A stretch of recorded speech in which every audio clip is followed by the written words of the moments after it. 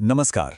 आज हम एक ऐसे दार्शनिक की दुनिया में गहराई से उतरने वाले हैं जिन्होंने सच कहूं तो ज्ञान के खेल के नियम ही बदल डाले। नाम है इमानुएल कांट और उनकी जो किताब थी क्रिटिक ऑफ प्योर रीजन, मतलब शुद्ध तर्क की मीमांसा, वो असल में इंसानी सोच की हदों को समझने की एक जबरदस्त कोशिश थी। जरा सोचिए इस सवाल के बारे में। ये एक बहुत ही बुनियादी सवाल है जिससे कांट भी जूझे थे, और यही सवाल हमें सीधे उस गुत्थी के केंद्र में ले जाता है जिसे सुलझाने में उन्होंने अपनी पूरी जिंदगी लगा दी। तो 18वीं सदी का जो दौर था उसमें फिलॉसफी एक जंग के मैदान जैसी बन गई थी। ज्ञान आखिर आता कहां से है, इस एक सवाल पर दो बड़े खेमे बन गए थे, और मजे की बात यह कि दोनों एक दूसरे की बात सुनने को भी तैयार नहीं थे। तो देखिए, एक तरफ थी टीम रीजन यानी बुद्धिवादी। उनका मानना था कि असली ज्ञान तो हमारे अंदर से, हमारे लॉजिक से आता है। और दूसरी तरफ थी टीम एक्सपीरियंस यानी अनुभववादी। वो कहते थे, नहीं, दिमाग तो जन्म के समय बिल्कुल खाली स्लेट जैसा होता है। सारा ज्ञान तो हमारी इंद्रियों से, मतलब जो हम देखते सुनते हैं, उससे आता है। अब ये एक ऐसी बहस थी जो कहीं खत्म ही नहीं हो रही थी।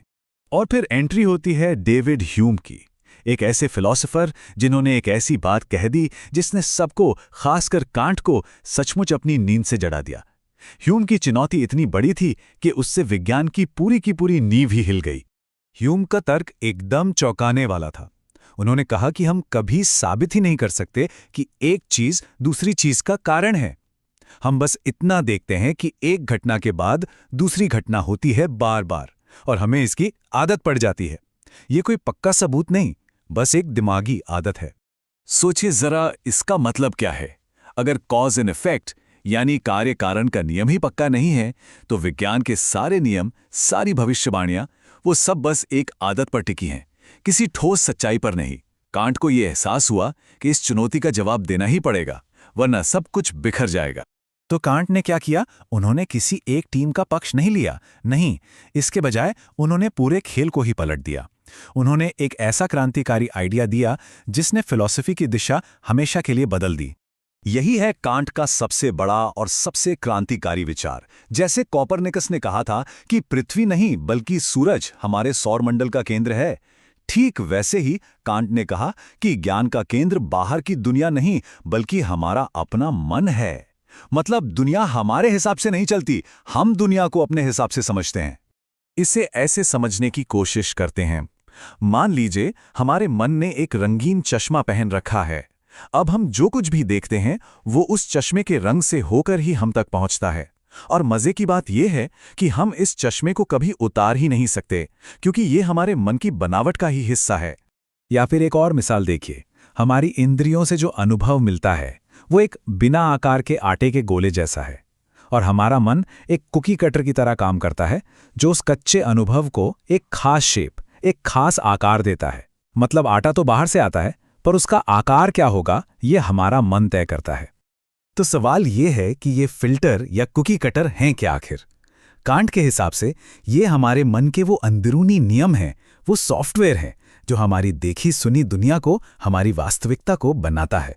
कांट कहते हैं कि स्पेस और टाइम यानी स्थान और समय बाहरी दुनिया में मौजूद चीजें नहीं हैं, बल्कि ये हमारे मन का इनबिल्ट फ्रेमवर्क है जिसके बिना हम कुछ अनुभव ही नहीं कर सकते।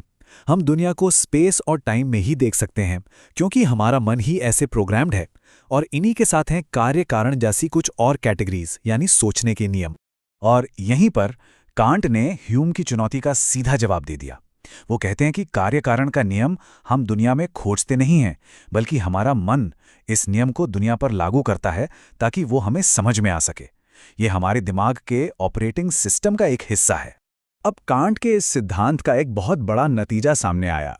वो ये कि जिस दुनिया को हम जानते हैं और दुनिया जैसी वो असल में है, इन दोनों में एक बहुत बड़ा फर्क है।